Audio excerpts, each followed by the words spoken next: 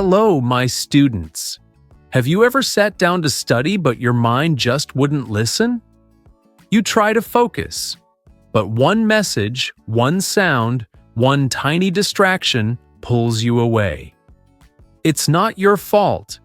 We live in a noisy world, but today, we'll quiet that noise, because this episode is about one skill that can change everything: the power to focus like a laser.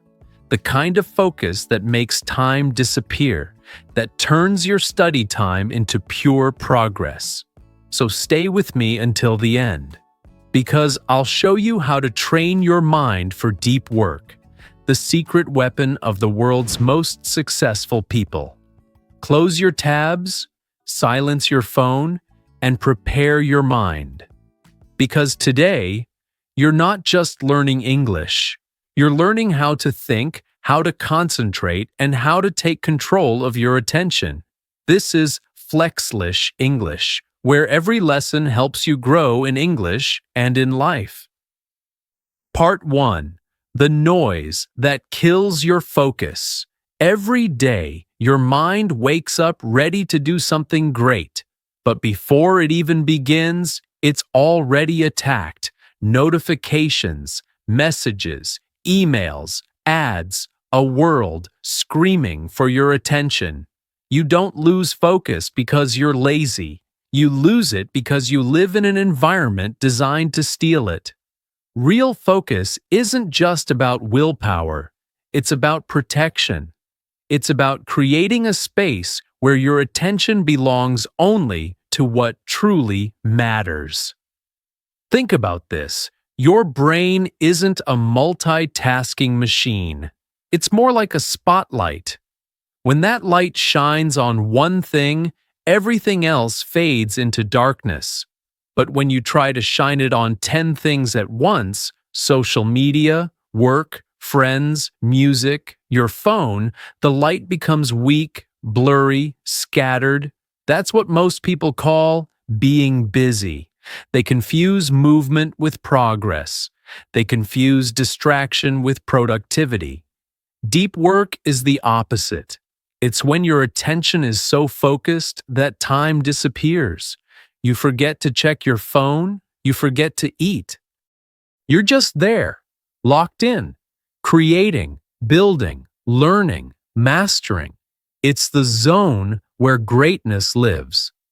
Cal Newport, who wrote Deep Work, says that people who can concentrate without distraction will own the future. Because while everyone else scrolls, they'll build. But to get there, you need to train your brain like a muscle. Focus isn't something you have or don't have, it's something you build. And that starts with one decision: to stop letting your mind be pulled in every direction. Ask yourself, when was the last time you spent 1 full hour on a single task? No phone, no noise, no interruptions? If that feels impossible, that's exactly why deep work is rare and valuable. In a world where everyone's distracted, the one who can focus becomes unstoppable. Your mind wants silence. It craves it. But you've been feeding it noise for so long that silence feels uncomfortable. That's why most people open their phone the moment they feel bored. But boredom is the doorway to brilliance. When your brain has no escape, it starts to think deeper. It starts to connect ideas. It starts to create. So here's the truth. Focus isn't found. It's built. It's not about forcing your mind to work harder. It's about clearing the distractions that make it impossible to work deeply. Your phone isn't evil, but every ping, every scroll, every just a quick check pulls you out of the deep zone. And once you're out, it takes almost 20 minutes to get back in. Imagine what you could create if you stopped breaking that focus every few minutes. Deep work starts when you say no. No to noise. No to constant checking. No to shallow tasks that make you feel busy but leave you empty. It's saying yes to fewer things, but giving them your full power. Because the truth is, success doesn't come from doing more.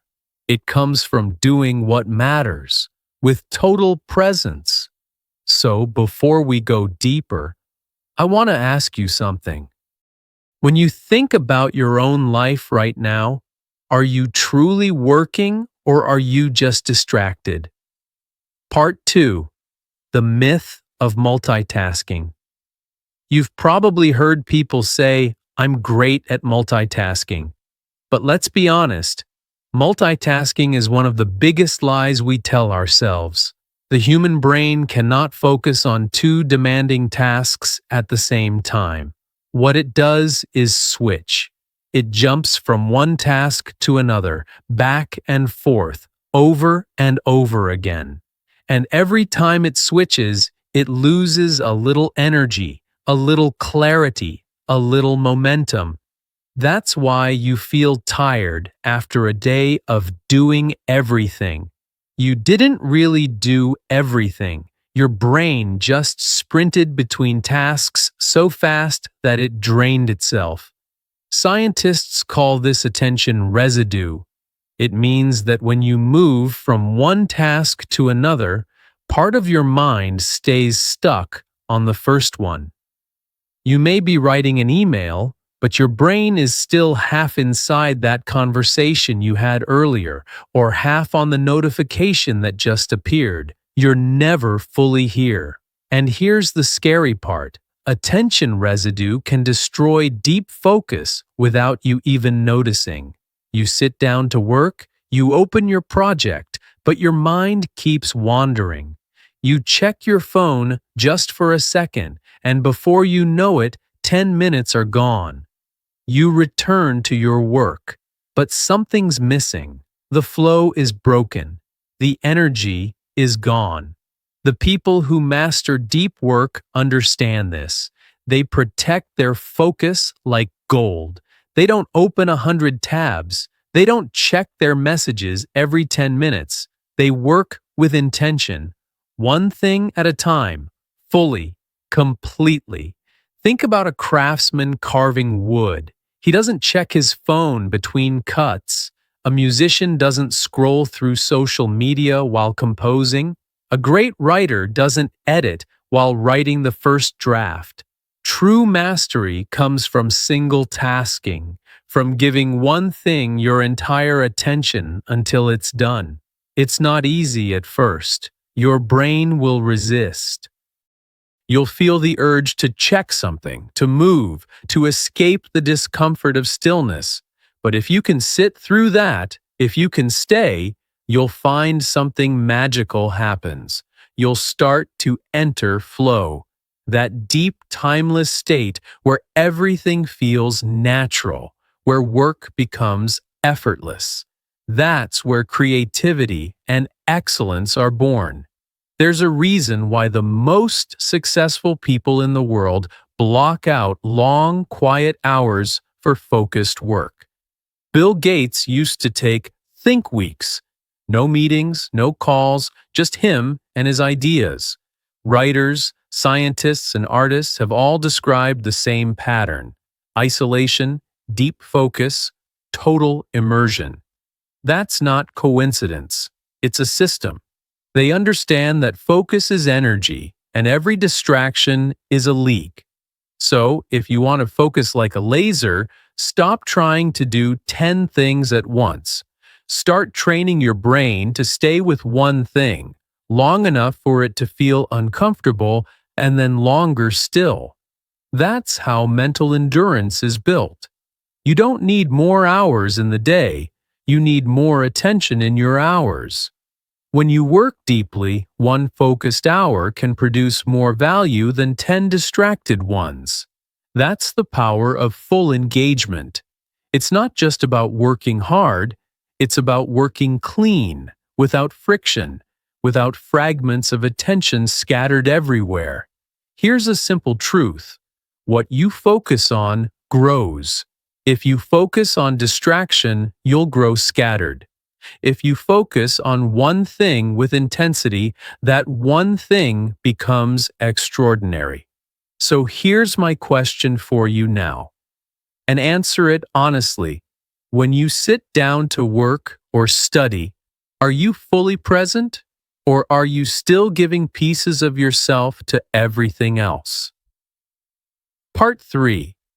Building your focus fortress. If you want to reach deep work, you need to build what I call a focus fortress, a protected space where nothing can steal your attention. Because here's the truth: focus doesn't survive by accident, it survives by design. You can't expect to concentrate when your environment is full of distractions designed to pull you away. If you leave your phone on the table, if your workspace is messy, if your notifications are on, you're not working in a fortress. You're working in a battlefield. The first rule of focus is control your environment before it controls you. Before you even begin your work, you need to prepare the space. Think of it like a ritual. Clear the desk, close unnecessary tabs, silence your phone. Make it physically harder for distractions to reach you, because if they can reach you easily, they will. That's why the best thinkers, writers, and creators have their sacred spaces. They don't just find time to work. They create time. They schedule it. They defend it. Cal Newport calls this time blocking, deciding exactly when and where you'll do deep work, because if you wait for the right moment, it will never come. Deep work happens when you decide that nothing else matters during that time. But your environment isn't only physical, it's also mental. Your digital space matters just as much as your physical one. Every time you open your phone, you're opening a door to distraction. So close those doors. Unsubscribe from the noise. Mute notifications. Stop giving your mental energy to things that don't serve your purpose. The fewer decisions you make about distractions, the more mental energy you keep for what truly matters. Then, create rituals of focus. Maybe you light a candle before you study. Maybe you listen to instrumental music. Maybe you work in 90-minute sessions. It's not about the ritual itself. It's about what it signals to your brain. Now, it's time to go deep. Over time, these rituals become anchors. The moment you start them, your mind knows exactly what's coming. Silence, depth, concentration. And remember, your mind follows your body. If your environment is chaotic, your mind will be too. But if it's calm, clean, and intentional, your thoughts will mirror that. Focus thrives in order, not chaos. Here's something most people don't realize. Focus is a form of respect. When you give your full attention to something, you're saying, you matter. Whether it's your dream, your project, your study, or even a person, full presence is the highest form of value you can give. That's why distracted work always feels empty, because you're there physically but not mentally. So, how do you protect that energy every day? Start small. Pick 1 or 2 hours where you'll allow 0 distractions. No phone, no checking, no multitasking. Just one task. You'll notice it's hard at first. Your brain will crave that dopamine hit from checking messages. But after a few days, something changes. You start enjoying the calm. You start craving the deep work instead of the noise. That's when you know you're building real mental strength. Your focus fortress is built one brick at a time. Every time you say no to distraction, Every time you choose silence over noise, every time you finish something deeply and completely, that's how excellence is built. That's how discipline feels when it turns into power. Because when you can work deeply, you no longer chase success, you attract it.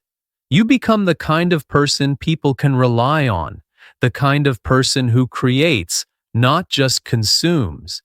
You become calm, clear, and powerful in a world that's constantly distracted.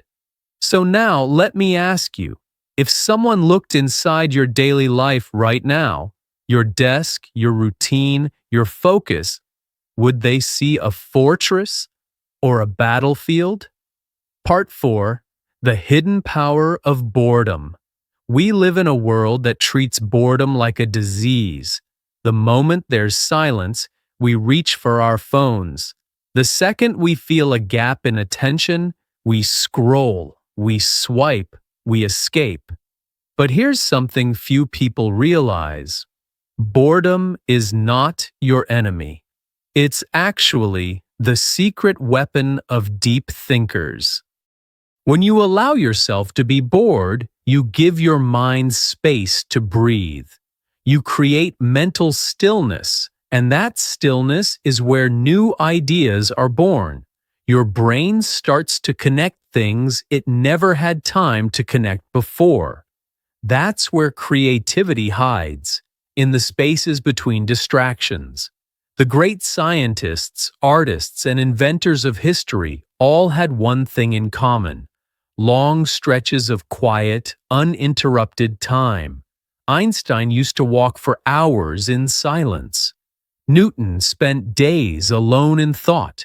Even Steve Jobs was famous for taking long, phone-free walks just to think. They weren't running from boredom. They were using it. You see, when your mind gets bored, it starts looking inward. It starts exploring deeper questions, building connections, solving problems. But most people never reach that level of thinking anymore. The moment boredom arrives, they drown it with stimulation. And by doing so, they kill the possibility of deep insight.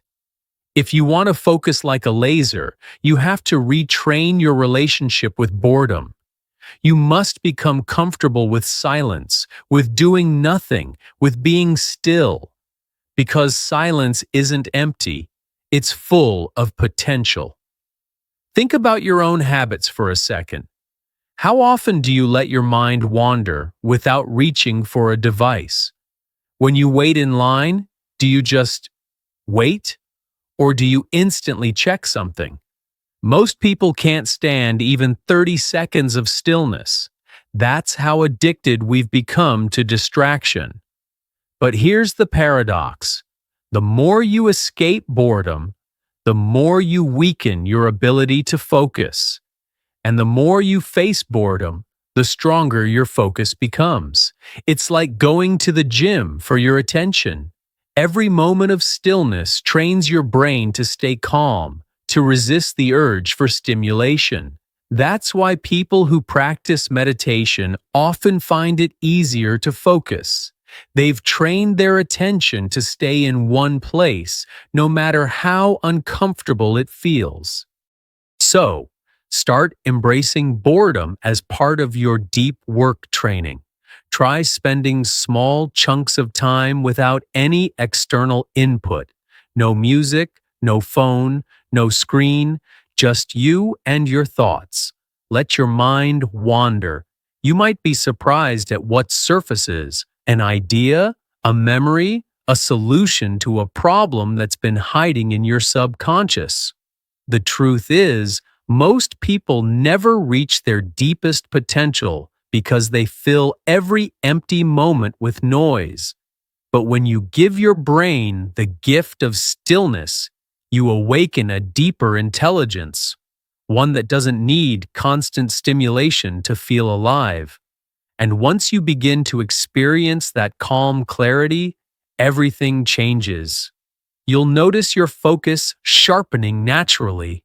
You'll start feeling a sense of control over your attention that most people have lost. You'll begin to enjoy your own thoughts again. So instead of fearing boredom, start using it. Let it become your tool, your mental reset button. Because deep work doesn't happen in chaos. It happens in quiet. The kind of quiet that lets you think, create, and see the world differently. And remember this, every time you choose silence over scrolling, you're rewiring your brain. You're telling yourself that you, not your impulses, are in control. And that is the first step to true freedom. Mental freedom. So here's my question for you. When was the last time you allowed yourself to be bored, truly bored, without running away from it? Part 5. Becoming unshakable. There's something powerful that happens when you master focus. You stop being controlled by the world, and you start controlling it. You move differently. You think differently. You become calm in the middle of chaos. Because deep work doesn't just make you more productive, it changes who you are. When you train yourself to focus like a laser, you're not only building skill, you're building character. You're learning patience, discipline, resilience. You're teaching your mind that it doesn't need constant stimulation to feel alive. And that's rare in today's world. Most people have forgotten what it feels like to be fully absorbed in something meaningful. But you can bring that back. Here's the truth most people avoid.